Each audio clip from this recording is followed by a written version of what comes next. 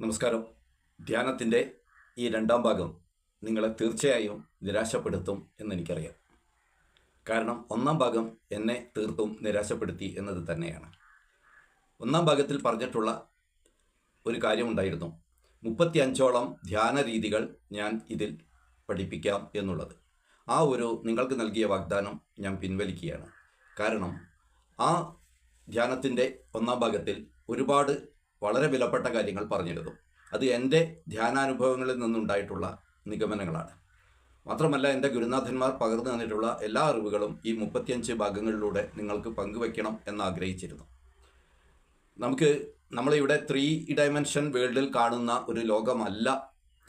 നമ്മൾ ആറ്റോമിക് തലത്തിലേക്ക് പോയി കഴിഞ്ഞാൽ, അവിടെ ക്വാണ്ടം ഫിസിക്സിൻ്റെ തലങ്ങളിലേക്ക് പോയി കഴിഞ്ഞാൽ ഇന്ന് കാണുന്ന പ്രകൃതി നിയമങ്ങളല്ല അവിടെ ഉള്ളത് എന്നുള്ളത് ധ്യാനത്തിലൂടെ മാത്രമേ ബോധ്യപ്പെടാൻ കഴിയുള്ളൂ.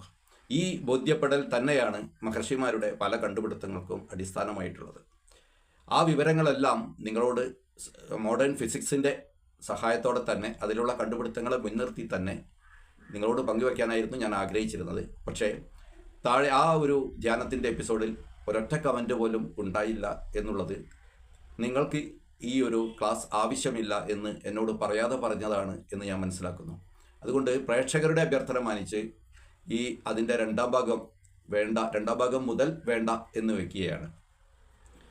ഗുരുനാഥൻ പറയാറുണ്ട്, വിശക്കുന്ന വയറിനെ അന്നം നൽകാവൂ, ദാഹിക്കുന്ന ചുണ്ടുകൾക്ക് വെള്ളം നൽകാവൂ. അപ്പോൾ വിശക്കുന്നവരും ദാഹിക്കുന്നവരുമാണെങ്കിൽ ഏറ്റവും ചുരുങ്ങിയത് അത് ലൈക്ക് ചെയ്യുന്നതിനോടൊപ്പം അവിടെ ഒരു കമൻറ്റ്, എന്തെങ്കിലും മോശമാണെങ്കിൽ മോശം, നല്ലതാണെങ്കിൽ നല്ലത് എന്നൊരു കമൻറ്റെങ്കിലും അവിടെ ഇടുമായിരുന്നു. അപ്പോൾ ആ ഒരു നിരാശാജനകമായ പ്രതികരണം ഉള്ളത് കൊണ്ട് ഞാൻ ഇതിൻ്റെ അടുത്ത എപ്പിസോഡുകൾ ഇവിടെ ചെയ്യേണ്ട എന്ന് കരുതുകയാണ്.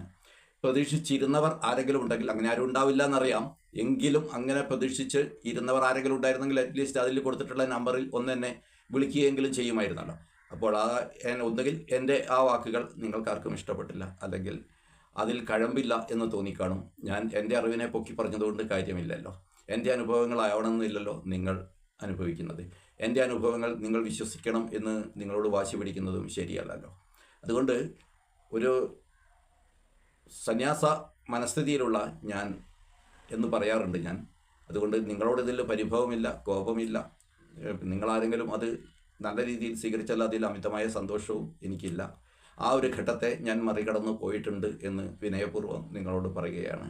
അതുകൊണ്ട് ആരും ഇതിൻ്റെ പേരിൽ എന്നെ കണ്ട് ദേഷ്യപ്പെടരുത്, വെറുക്കരുത്. അതിൻ്റെ ആവശ്യമില്ല. നമ്മുടെ എന്തെങ്കിലും വെറുപ്പുണ്ടെങ്കിൽ തന്നെ അത് നമുക്ക് തന്നെയാണ് ഫലിക്കുന്നത്, നമ്മളിൽ തന്നെയാണ് അത് ഏറ്റുപിടിക്കുന്നത്. അത്തരം വെറുപ്പുകൾ, വിദ്വേഷങ്ങൾ, അങ്ങനെയുള്ള ദശപാപങ്ങളാണ് രോഗങ്ങൾക്ക് കാരണമെന്ന് ആയുർവേദം തർക്കത്തിനിടയില്ലാത്ത വിധം സമർത്ഥിച്ചിട്ടുണ്ട്.